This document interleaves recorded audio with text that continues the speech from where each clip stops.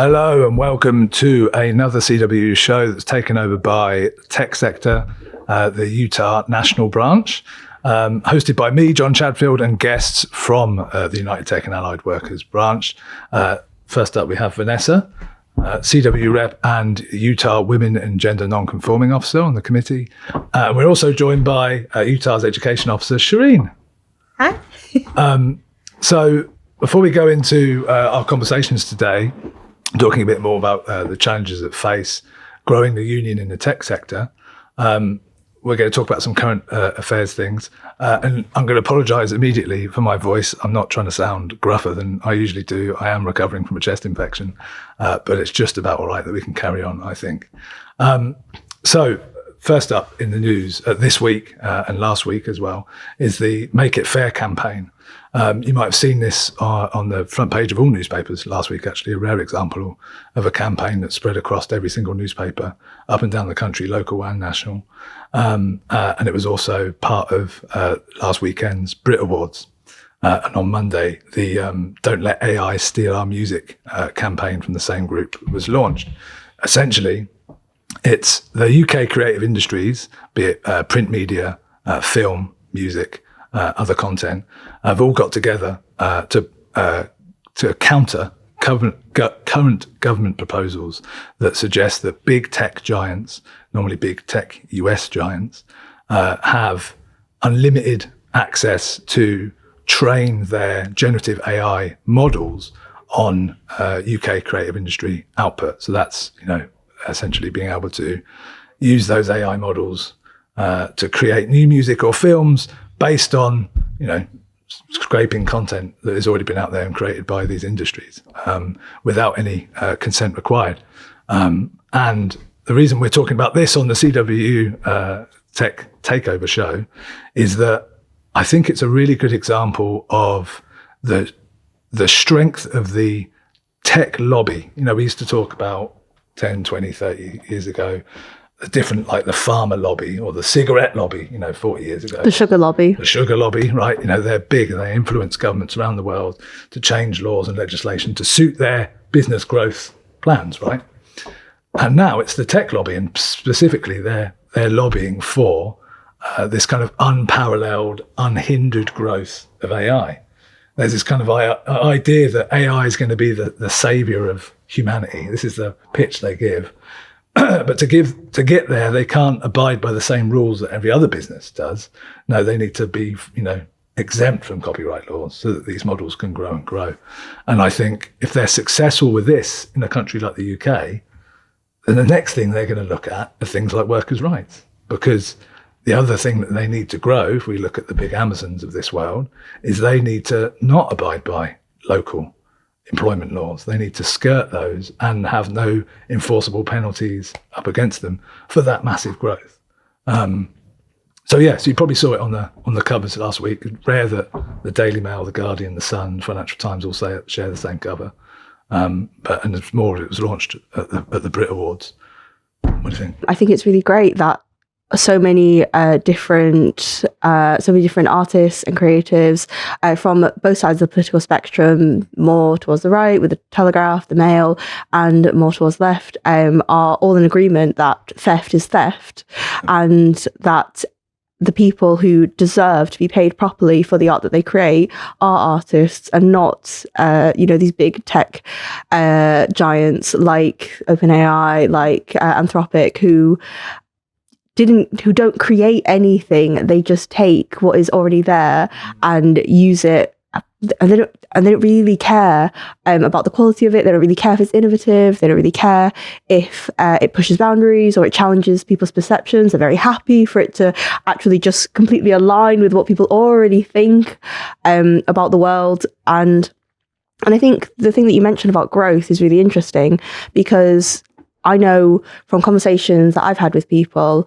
when we talk about the wealth of a company or the profit of a company growing versus, like paternity leave, and how awful paternity leave and how paternity leave hasn't changed since it was introduced in 2023. Sorry, not 2023, sorry, in 2003. We don't measure, a father's ability to spend time with their child as like when they're born, and the relationship that father has with their child as growth. We don't consider that a part of the national picture of GDP, like how happy families are and how strong those relationships are. We consider the bottom line of a company's balance sheet's growth. And I think that's really interesting, sort of tying it back to these big tech companies, and like they have to have unhinged, unparalleled growth. We're only measuring their ability to make profit. We're not measuring the like growth of the pay packets of the artists who actually make the art that we want to consume. I think there's a lot of truth in that, but I think one of the great ironies is that a lot of these big tech companies don't make a profit. Like OpenAI doesn't make a profit. The subscription model that they've got running runs at a loss, because not enough people they thought were going to subscribe and use it. So, same with the big social media companies 5 years ago. Twitter never made a profit in its entire existence, yet it was sold for billions and billions, tens of billions of dollars. I think when you're talking about parental leave and what we measure, we've got it, as a society, we've got it all wrong, haven't we? We're measuring the wrong things. In Europe, I think when you look at better policies, you maybe think parental leave. I remember before I had my daughter, I was talking to a German company that were hiring for my kind of role. And they were saying, oh yeah, come to Germany. We've got like 9 months, I think it was, or a year's parental leave on full pay or something close to that. Someone there has gone, well, actually, happy workers means more productive workers, means a stronger economy. Like there's a macro economic view of the whole thing, but we don't have that here. And the Americans definitely don't have it. They don't have any of that. Yeah. Awful. Elsewhere in AI, the last month's developments, we only touched on this a little bit, but last month's developments with Chinese company DeepSeek launched their own public-facing generative AI models, proves that big isn't always best. They developed this in AI development terms, very cheap, on the cheap, and it already outperforms some of the big OpenAI models that, OpenAI are going out there saying we need the biggest data centers, we need to have all this investment, we need to be allowed out of copyright laws because big is best in AI. And DeepSeek, this Chinese company that's quite small, was come in and disproven that massively. And I think that's upended some of this narrative a little bit, and it's something that we need to keep an eye on, because essentially it's commentators, critics see the AI bubble as just that, a bubble. It's going to burst. And I think these kind of things are the first kind of signs of when that's going to burst. And I think the fallout for workers, where all these companies have invested hugely in this bubble, it's going to be like the dot-com crash. Again, maybe worse. And we'll feel that in the tech sector, and I think there'll be reverberations around the whole of the UK, European, economies as well. So something to keep an eye on. We can't do a current news update on this tech takeover, the CWU show, without mentioning Tesla. It's just become something we do, but it's Tesla car sales have nosedived in the last year. And this is before the Nazi salute, the inauguration Elon performed. It down over 45% in the UK and 50% in the EU. They only sold 9,945 cars in January this year, down from 18,161 last year. I was saying to a guest earlier on before we started, in the future, in 20, 30 years, when they make films about this period in time, if they want to signify that a character is a bit of a wally, they will pull up into a scene in a Tesla. No, I completely agree. I think they are a vanity. They are something that you have for vanity, and now no one wants to be associated with them, so they're just some of the most expensive, ugly accessories that a middle-class person could have, and more power to the people who don't have them and who drive sensible vehicles that don't actually cost heaven and earth to make. But also a massive union-busting company as well, Tesla. Yep. Lots of industrial action, both in the States and in Sweden as well, where they've got significant factories. I know that there's lots of ongoing issues there. Elon's an anti-union guy. No surprise. I don't know why that's not a surprise. I think he specifically said, I have a union if you want to get paid or something like that. Well, I remember he was interviewed and he was like, I'm against unions because they create what was it? He said it's like a lords and masters. And it's like, no, that's not what unions create. Oh, because Elon's not a lord now. I'm confused. Is he not trying to be in charge of He's one of us. One thing that sort of when Donald Trump won the US election for the second time, a lot of animosity was present and very evident from like the right-wing MAGA Republicans and the Elon Musks and the Vivek Ramaswamis. They were on two opposite sides of an argument about tech workers and HP1 visa tech workers specifically. And I remember seeing that discourse at the time and finding it really fascinating because you have these very right-wing Republicans really angry at the fact that there is going to be an increase in the number of people on these visas. But then at the same time, you have Vivek Ramaswamy and Elon Musk saying that we need these workers to come here and, accelerate our growth. And, we need these software developers. We got to have them right this second. We cannot wait a second longer.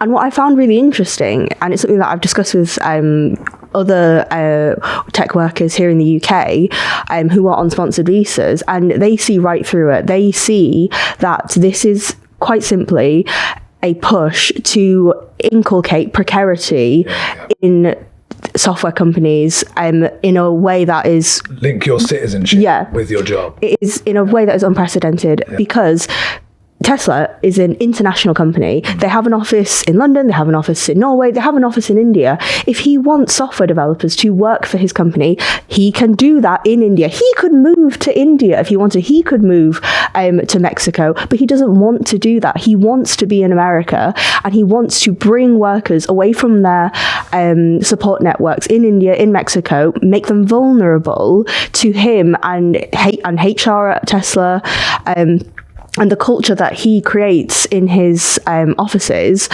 to get them to work night and day and undercut workers from those cities who obviously have support networks, who have the ability to find alternative employment because their citizenship isn't tied to them working at Tesla.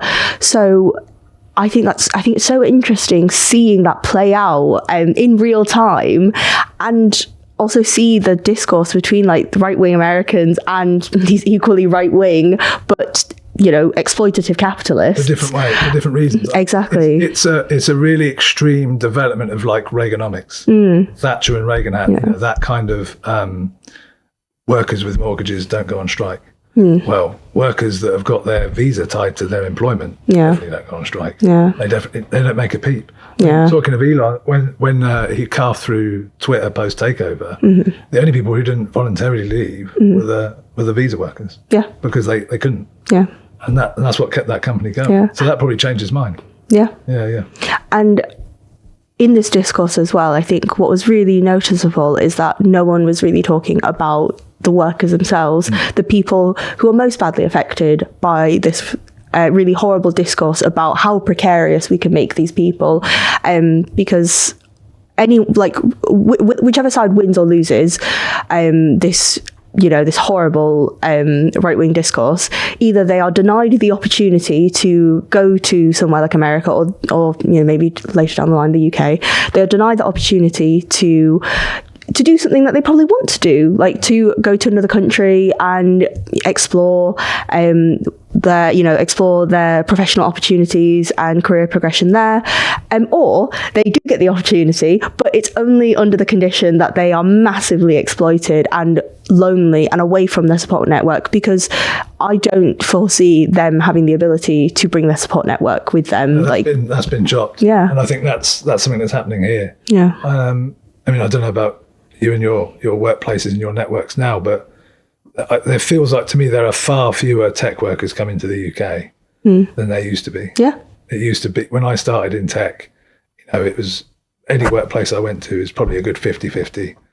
And that was great. It brought a lot of benefits to the workplace. And I think there was a lot of, the UK economy was growing at the time. It was really beneficial. They could bring their networks, they could bring their families, they could afford to do that. And I think that's being prohibited now. And I think it's so short-sighted, because it's a real loss to the economy. And I think the same people that are opposing it are also going to be promoting offshoring as well. Yeah. Because they were like, oh, we can't get the workers, so we're going to have to offshore it now and lose those more UK jobs. So either way, the UK losing. I think this is, I know we're talking about sort of global politics and stuff here, but we're not even 1 or 2 or 3 degrees removed from the tech sector. We are literally talking about the tech sector dictating, economic, social policies in a world superpower that have knock-on effects to us. Yeah. And so being alive to it, being an organization, however small, to talk about it and bring it to the fore, it's very rare. There's not a lot of people out there in the media discourse or the information flow that are poking these things out. There are some great people that media commentators, people that run, columns or blogs. They're really alive to it. There's some good research centers, but trade unions have a role. Yeah. And I think that's one of the things, as UTAW continues to grow, being a credible voice for, a bit of reality, doses of reality in the tech sector, I think something that we need to bring to the table and already do in some way. Talking of UTAW, we are now over 5,000 members, and we've got there all through organic growth, just growing in our networks with super recruiters like Shireen. We haven't done a big recruitment campaign. Like what would that look like if we sat down and said, well, actually the next thing for us now is actually our first big recruitment campaign? What should that look like? What would appeal now that we've established ourselves a bit? Ooh.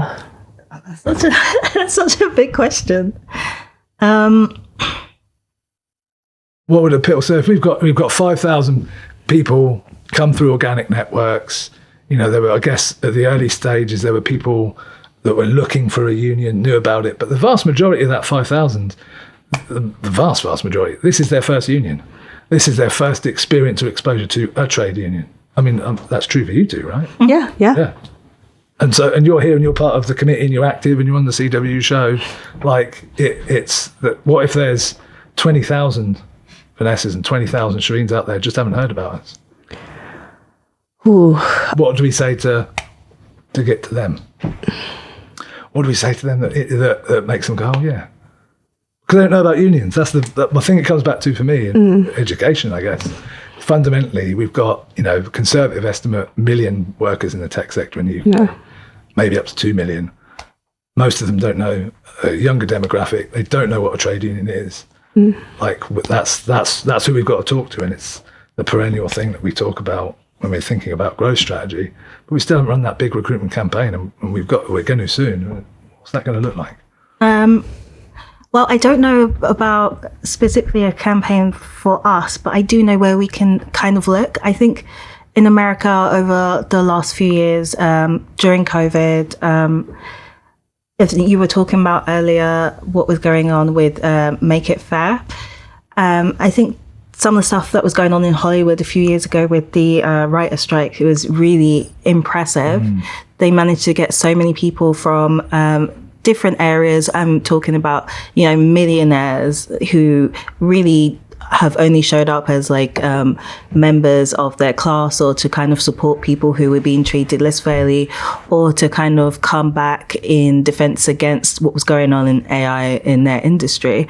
So I think that something that's kind of lacking here, and something that I struggled with, as I know that within this union, I am considered a super recruiter, but something that is really difficult in the UK, I think, right now is building class solidarity. And I think where there's so much pay disparity, especially in something like tech, really kind of getting people to think about themselves as workers and not separate themselves from someone who is like delivery rider versus like an engineer, you know, is something that we need to really work on. I think that's what education does.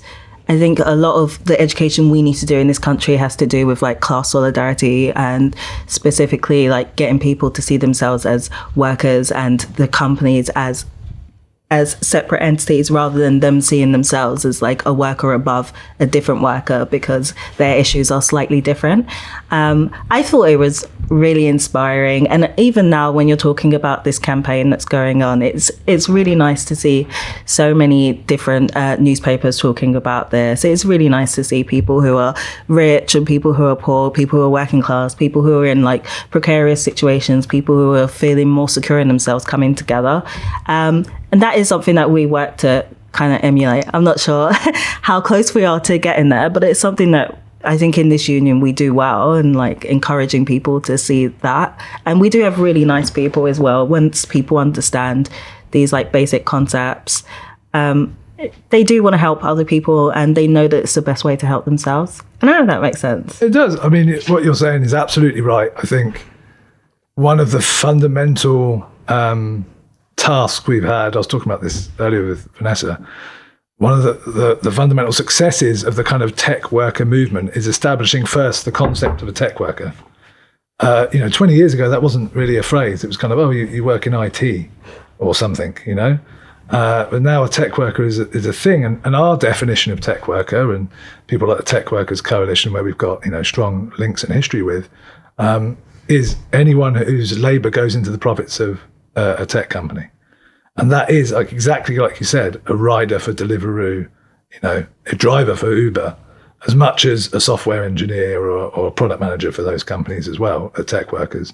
And actually a lot of our members, a lot of the sector, that 1 million or 2 million I talked about earlier, then 85% of those are living wage. It's not the tech. There is a bit of a belief that everyone in the tech sector is earning the kind of pop star wages that you get at some of the really big tech companies, which are undeniably huge and disproportionate compared to everything else. So there's work. You're right. There's a class consciousness bit of work, and there's a lot of, going back to Thatcher and Reagan, a lot of stuff that they put in place that still needs to be undone. But also, having said that, some of our demographic, tech is a very young demographic when it comes to workers. The kind of under 30s, that generation, they're so young, they don't know about that Red Scare, anti-union rhetoric that Thatcher put about in the early 80s. That hasn't, gone into their minds. So when they come to union conversations with people like yourselves and me, with a blank slate, it's up to us.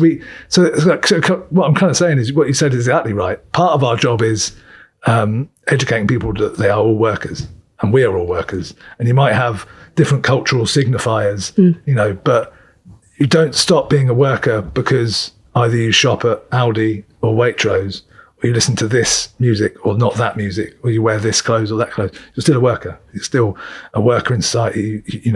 That's your relationship to the economy. And so locating where you are in that is key. But equally, there is sometimes we just, it's an easy conversation to have with the younger lot. It's like, well, together we're stronger. Simply, like you must have, maybe you're 25, you've had a job for 5 years, you've had lots of one-to-ones. How strong do you feel in those one-to-ones? In that yearly pay review, where often you've walked away with nothing, and therefore real terms pay cut. How strong did you feel then? Even if you are, a top tier software developer or whatever, like together you're stronger. And we're showing now as we win, these collective bargaining agreements at different workplaces, you get more from coming together. You're in a stronger position, and that kind of bread and butter trade unionism still has a lot to be translated to. And that's so going back to that like recruitment campaign. I don't think we've answered it. We've got a lot to do. There's a lot to do, but actually it's not daunting is what I'm saying. I think the silver lining for that is it's not that daunting. There's not a lot of stuff to unpick for a lot of our audiences, some for certain demographics, but okay, I do want to say this. I think that sometimes we get into dangerous conversation, not dangerous per se, but kind of the incorrect assumption may be that the younger generation being that blank slate for us to work with. I definitely don't find the challenge like daunting or anything like that. Like, I think it's very achievable, and I think that obviously our growth has shown that. But I think a lot of younger generations are actually coming into things not as blank slates. I think that we have to really appreciate the work that the far right has done on social media, whether it was Elon Musk taking over Twitter and just filling it with nonsense, whether it's lots of these right-wing male influencers. A lot of the ideas that they come up with, when it has to do with, like, obviously patriarchy or race or anything like that, those things do have an impact on how people think about work and other ideas like that. Like, all of these right-wing ideas do kind of interlock with each other, and they are being ingrained into the younger generation that they do need to be this like kind of independent alpha male and this individualism, and the way that people start thinking about themselves and how they make money, or how they get ahead, or things like this in the younger generation. I do think that those sorts of ideas are having kind of a negative impact. And obviously when we recruit, like when I recruit, it's easier for me, and to be honest, it is nicer for me when I am able to recruit someone who is kind of center or center left or something like that. But for us to grow and move forwards as a society, to help each other and to help ourselves, we do need to talk to people who have kind of, the righter side of ideas, and we need to get across to them as well, which I think is a challenge. It's not something that's like, that we can't do, but it is definitely something that is challenging. It's something that we need to think about, is that then just some people are not as blank as we kind of would expect, and maybe some of the younger people have like picked up some ideas that will be difficult or will make it a bit harder for us when we're moving forward. I don't know. No, I agree with Shireen. I think that there is a lot of ground that we'd have to cover if we were to do like one big like push as like a campaign for membership, because I think a lot of young people do not understand what unions are 100%. DUC did work on that a few years ago now, and it was like they came back and were like, well, they don't know what unions are. I didn't know what a union was before I joined, and I still am learning I still don't know what the rule book says about lots of different things. So I'm still learning. Isn't the rule book? Yeah. For any members of the SOC watching. And also your understanding of a union can evolve over time as well. Like, I know when I first started, I was really struggling because I would just do casework and go to really boring branch meetings. Who's branch? Or go to branch meetings that were like really intellectually stimulating, and I'd leave sort of like needing like to lie down afterwards, because you'd be trying to listen to all these debates on different motions, and it was quite choreographed. There's a chair, and then someone gets to speak, and then someone else gets to speak, and then you vote. It wasn't the forum for having more casual, looser discussions where you get to make mistakes. Exactly, and that was one of the things that I had to do within our branch, is that I started doing a social every other Thursday in the same place. I did that for 6 months, and what that allowed me to do was to tell union members that every other Thursday there is a place somewhere in central London where I'm based, that you can meet like-minded individuals. There's no agenda, there's no we need to discuss this, there's no voting, and I think my understanding of a union really changed in doing that process, because before I did that, it was a union is a form of volunteering for myself. It's a way that I give back to society. It wasn't something that also gave me something. But in doing those socials, I've made really good friends. I've learned so much about political history, the economy. and I really enjoyed them, and I still do them, just like maybe once a month, to sort of, because I got quite tired and it was very expensive, but it's developed me as a person, and I feel like I now understand that unions can be sort of you and your fellow workers just talking about what it would be like if your work gave you more time off and didn't treat you like absolute trash when you raise a grievance about like how poorly you got treated by someone, because the workplace does not provide that. The workplace is not a forum for you to imagine how much better your life could be. You are there to make money for someone else, and that is it. I mean, fundamentally, we deserve better than what they've got planned for us in most employers, all of these employers. What you say is really interesting. I think going back to like you're right, there's no one big push for us. It's lots of different efforts because we're a national branch with a massive industry in front of us, and lots of different challenges. You rightly point out a lot of them. But the interesting thing you say there, and people watching from different parts of the CWU will be listening to this kind of concept of the social scene going, yeah, we do that. We do that all the time. Yeah. We're a national branch. We've got everyone from Land's End to, Bournemouth, all the way up to the tip of Scotland and over into Northern Ireland as well. We've got people very split apart in where they live, where they work. And we've used a lot of digital tools, as you'd expect a tech branch, to create online communities. And that's great. That delivers a certain amount of something and cohesion. But there is nothing better than meeting people on the same wavelengths of you with the same questions. You want to have the same discussions in real life. And I think actually one of our biggest challenges going forward is how do we scale that in real life presence? A lot of our comrades watching will be, from the postal area of the union, where they've got, footholds and physical presences in every workplace, in every DO. And telecoms will have a similar setup, maybe not quite as deeply spread. We don't have that. We're early days. We've got to establish that. And I think the more we do that, the more we'll grow, the more we'll develop fantastic new activists and committee members like yourselves, the more you get together and simply talk and have those times. So actually maybe a lot of our future growth work should be looking at conversations, in real life conversations, opening up spaces. I think that's something we're talking about this year in a couple of different ways. How can we give a space that respects people's time? Because obviously we don't have no one has any release time. It's all voluntary. I was a volunteer for 4 years, branch secretary. You've got to fit it around your life and your work.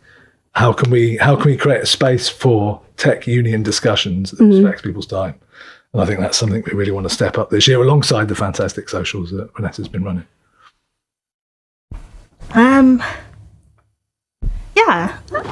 That's a interesting point. I do think that once people get it, they kind of get it.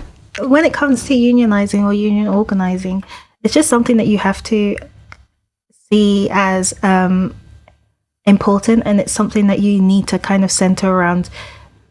If I don't do it, then no one else is going to do it, kind of thing. I kind of think that people are... I've worked with people who don't want to show up to like a meeting after work because they're already pooped, and they think this is something that tech companies do really well. They really drain you. So at the end of the day, you have like nothing left to give to anyone else. And sometimes I've had conversations with people who kind of said they would be at a meeting or something and they haven't shown up or something. We've had a long chat, and then something has just kind of clicked or changed within themselves when they kind of realize, like, actually this is so important to me because I am spending like a third of my life at work. Like, I do want to like make sure that it gets better. I do know that I am doing this for myself. I'm not like... You are doing it for your coworkers. You're obviously doing it for your friends. You're doing it for your direct line managers, to be honest. Like, they're also usually not being treated very fairly. But it is this whole getting around the idea that like you put in this extra work is actually something that you're doing for yourself. You're doing to make your life better, either like both in the short term and in the long term. And there's something so inspiring and just like empowering about actually just going in, even in your spare time, and doing something. Like I've seen people even just put together like a petition, and just seeing like the petition grow, and you just see how happy they are and stuff. There is something like really nice about doing work and seeing like a result come from it, and seeing people come together and knowing that it is possible and it can work.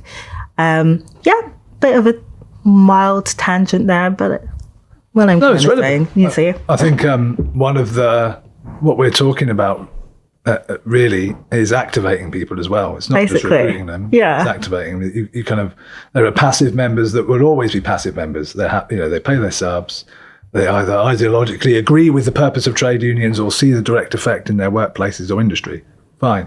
But actually, there's a lot of people that are really keen to be activated. And I think one of the things we need to look at more, and I'm sure you two have experienced it, you've kind of described it, is that when you get often to those in real life spaces, there's an energy that you get from it, a really positive energy. Yeah, you can have a really long slog at work. But then if you know you're meeting some like-minded people to sort out a problem, or organise about something, and you're all on the same wavelength, you kind of bounce off each other, and you get that energy. Once they get a little bit of a taste of that, they see the benefit and real community side of trade unions that we really need to reimagine for tech, because we haven't got the same physical locations. We haven't got the sort of local geography of the way unions have been traditionally structured around local branches or workplace branches. We haven't got that. So we've got to try and imagine something else. And I think goes back to my original question of like, what would the big, recruitment campaign, if we were going to do it, look like? And I think the answer possibly is we need to reimagine what a union looks like and feels like for tech workers. And I think that's the work that needs to be done before we go off and press any big recruitment, growth, marketing campaign buttons. Yeah. Magic. All right. Well, one thing I wanted to talk about before we finish today, similar to what we're talking about, we've got obviously 3 tech workers on today. We've got different routes into the industry and different parts of the industry. One of the interesting things that has come up recently in different ways is, again, for a sector of 1 million, 2 million workers, there's not like a defined career structure or entry profile. Like when I started in tech, you could be in a team and it could be graduates who maybe studied computer science, or it could be people with no GCSEs whose first job was at Burger King, right? And they'll be working side by side, and they're able and capable of doing exactly the same job. And tech has kind of grown off the back of that. Famously, the tech giants were founded by, dropouts of universities, although arguably a Harvard dropout, you still went to Harvard. Whether you chose to drop out or not is up to you, but you leveraged a lot of things to get there. And it's still, still an elite institution. So it's not so much of a boast that a lot of those think it is. But my point is that one of the things I think is missing, and some unions, I look at particularly some European unions, some engineering unions that are quite niche, but also in the States, you've got like the union of carpenters, like union carpenters. And they've spent a lot of time defining what those jobs or different trades look like.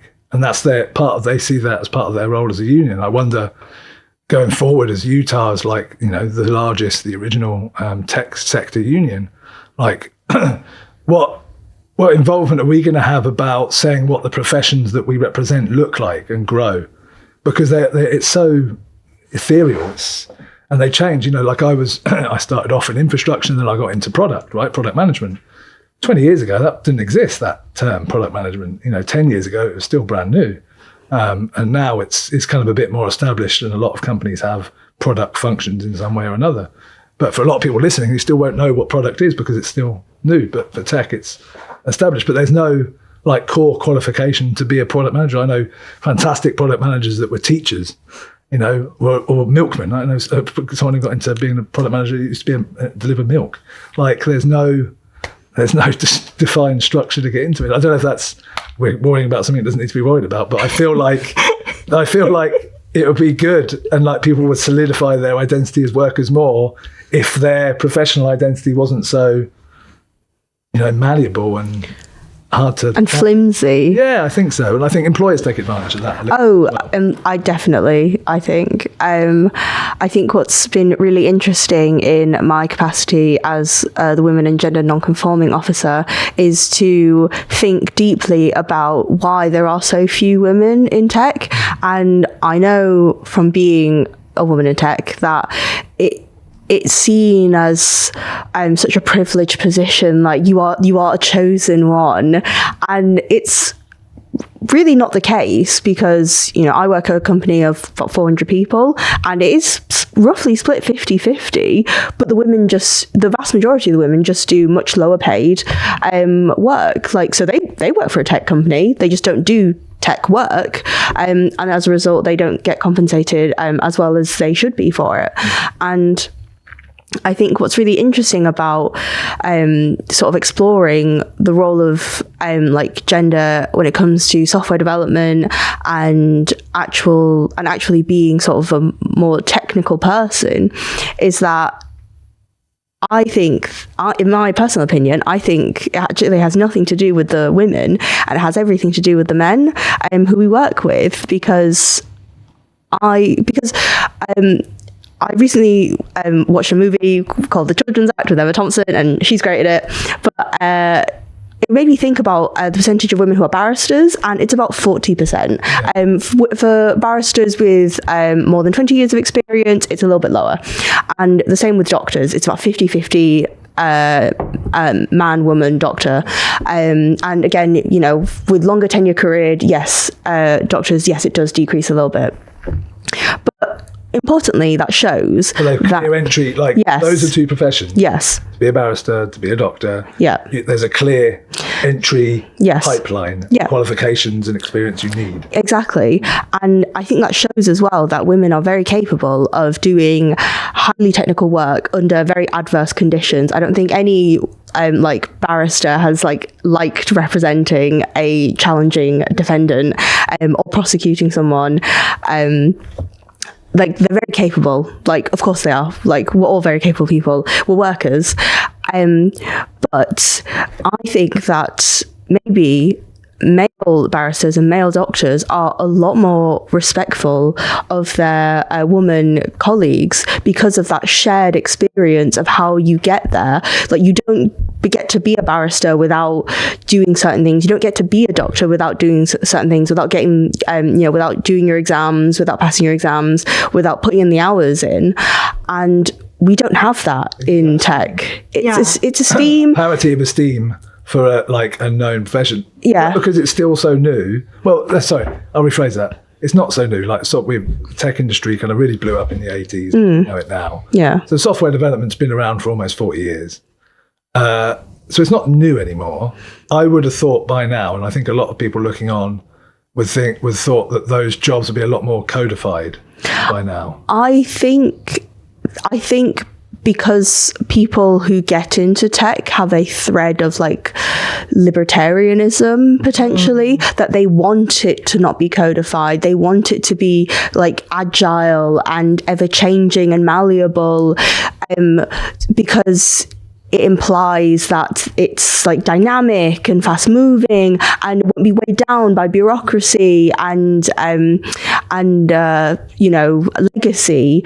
It can evolve, but I feel like all that does is basically allow for anyone to enter the profession, which is fantastic, but at the same time it almost means that the workers need to create their own uniform. It creates a subjective. Yeah. It creates a subjectivity. So it's enabled a lot of people to gatekeep purely subjective reasons. Exactly, Oh, she wouldn't be a good engineer because blah, blah, blah. Yeah. Whereas if it was something else, it's to be a software engineer or to be a site reliability engineer or a sysadmin or designer, you need to pass these things or be a member of this body, do this experience. And it's arguable. Yeah. Like being a medic. Yeah. You pass medical school, you got a degree, right, that's it. You're a medic, you're a doctor. Yeah. You know, et cetera, et cetera. I think a lot of other roles have that. But it's missing. Like, I think there's a deliberate push against it. Yeah. Because they mistake that ambiguity for dynamism, like you said. Yeah. And it's not. No. And A lot of tech workplaces are not dynamic. no. Like a lot of that startup hustle culture, it's chaos. It's crushing people's souls. Like, And also the vast majority of startups fail as well. So it's a recipe for failing business. egoism, it's like dynamism, Yeah. classic move fast and break things. It's really Yeah. move fast and break people. Like it, Yeah. I think it's people. It's interesting. I've got someone. Like I said, I've been in product since it was fairly early days in product, and I know someone similar kind of trajectory. And I bump into them once a year, sort of extended family, and we're both when we see each other, we're sort of laughing about he works for a big supermarket in their digital team, and we're like, oh, so what's the thing now? Like what is it this year? Some flavour of agile, some new project management technique, some new consultancies come in to sell them the new snake oil, and it's just like. Maybe we've just been around too long, but it's just always something, this kind of fake dynamism. Yeah. It's like, no, it's just a job, like every other job. You can structure it as much as you want. There's no magic spice to tech. It's not tech. People don't know better. Exceptionalism doesn't exist. Yeah. Oh my gosh, it fully doesn't. Yeah. Look at what's happening right now in the States. Elon Musk again. Go an episode without mentioning Elon Musk challenge, but like. He's hired a team of like 5 kids who so strongly believe in tech exceptionalism, they are now taking it to like the state level where they're going around different federal departments and basically saying, yeah, we can shut this down. Yeah, we'll write a script like to replace the US, aid department or something. Yeah. And is it real? If you wrote a movie with that in a script editor somewhere would come back and go, this isn't believable, John. Sorry, you can't do this. But it's happening, and it's again. So, we are talking about global politics, but it's literally tech exceptionalism taken to the extreme degree. Is what's happening right now in Trump's second term. It's madness. I mean, all I'm really seeing is that, and this is the thing like that I enjoy about Donald Trump and Elon Musk, and it's definitely that. They really say the inside part outside, like the thing that they're not supposed to be saying. Like everyone else, we know that things like this were happening already, but they're really just okay with saying straight up, look, I really need workers that aren't American, and I really need to get rid of all these things that are specifically in my way so that I can advance my personal wealth. And it's... I don't see anything that surprising about it, to be honest. The only thing that's surprising is just that it's very overt. It's just very in your face, sort of like, yeah, I'm going to screw you all over so that I can be like a little bit richer than the guy who's just below me, maybe have like an extra 100 billion.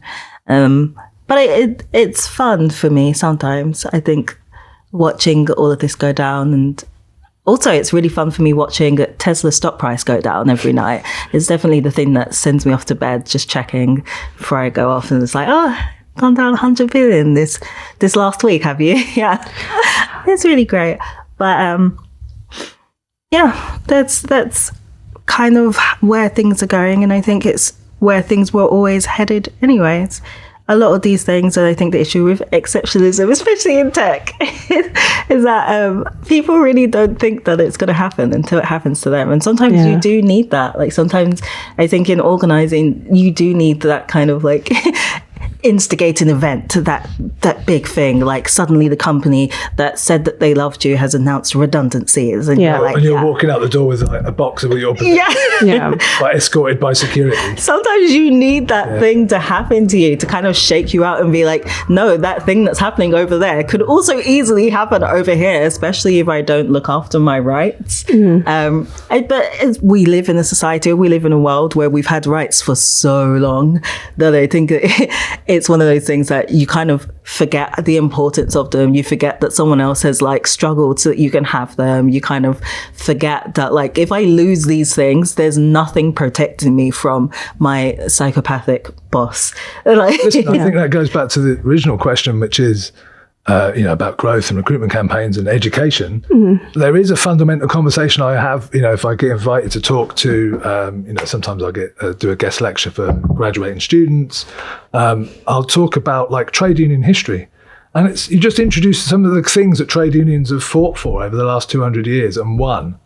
It was hard work, sweat, tears and blood. People don't realise that the end of child labour wasn't given to us. Yeah.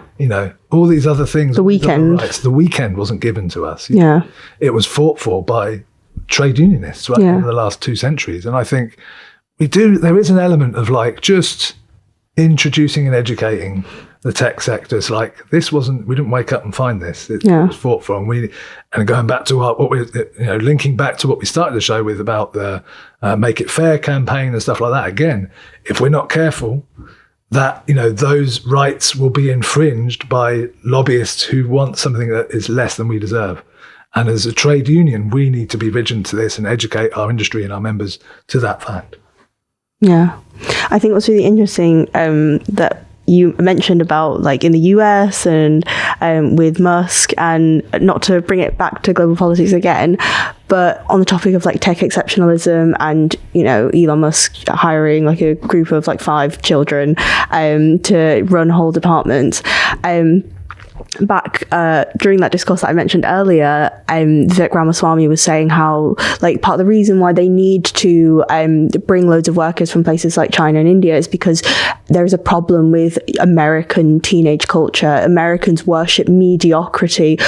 He specifically said something along the lines of, we worship the football jock and the prom queen.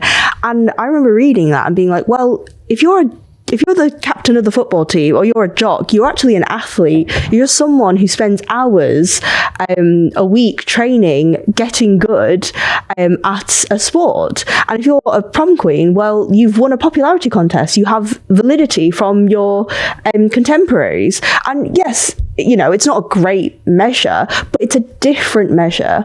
And I think what's so important is for tech workers to learn that we have expertise in software development, maybe, but that is the beginning and end of what we know. We are not subject matter experts on politics, on democracy, on the economy. We actually are so isolated and so insulated from how challenging things are for the rest of the world. We actually like. It's actually quite, it's almost ignorant how little we know about the working conditions of some of the people within our own companies. I remember thinking to myself that, if you say that I work for Amazon and someone's like, oh, you're a software engineer? They're like, amazing, yes, queen. But if you work in one of the warehouses and you work for Amazon, it's like, oh, are you okay? How long do you think you can do that for? You work for the same company. So in my company, willful ignorance. It's willful 100%. And it is also probably a bit of learned incompetence. There is well, I can't do anything to fix their problems, so I'm not gonna put my head above the parapet to do that, even though I know it's wrong. There is so much like knowing and understanding that people are being exploited by tech companies. I give you an example of Getir, the grocery company. They closed down their UK operations because they couldn't make the Turkey model of like getting groceries just before you cook them work. So they shut down their London offices and made so many people redundant, which is bad enough. But the whole business model was dependent on inculcating a culture that does not exist here. Like, people do not have the time to buy groceries just before they cook them. They barely have enough time to cook in the first place when they come home from work. And 2, it's a business model that is solely built off of the exploitation of extremely precarious delivery drivers. Yeah. So all this to say that tech workers, like, we need to be humbled, truly. I really do believe that. Like, yeah. 20 years ago when I first got into tech, it was incredibly mobile labour market. You could leave one job and you could have 10 interviews lined up in the next couple of days. There were so many jobs, so few experienced, not qualified, we talked about that, but experienced candidates. And I think now we've had a couple of boom busts. There's cyclical annual redundancies, including the biggest tech players out there. So I think tech workers are starting to feel it a little bit. And I think that feeds again into that class consciousness education. Sometimes it's that old proverb, isn't it? If you don't listen, then you must feel. Yeah. And like tech workers, they're starting to feel, and as I go back to that AI bubble, which is just the next big tech sector economy bubble, that's going to burst, and they'll definitely feel. And that's going to be a wake up call for them that actually a new form of collectivism needs to exist in tech. Yeah. And that's the role of trade unions, which until UTAW came along, now part of the CWU, it was missing. It was missing in tech for 25, 35 years. Yeah. Well, listen, that's all we've got time for today. Thanks for tuning in to another special tech edition of the CWU show. Until next time, stick with the union.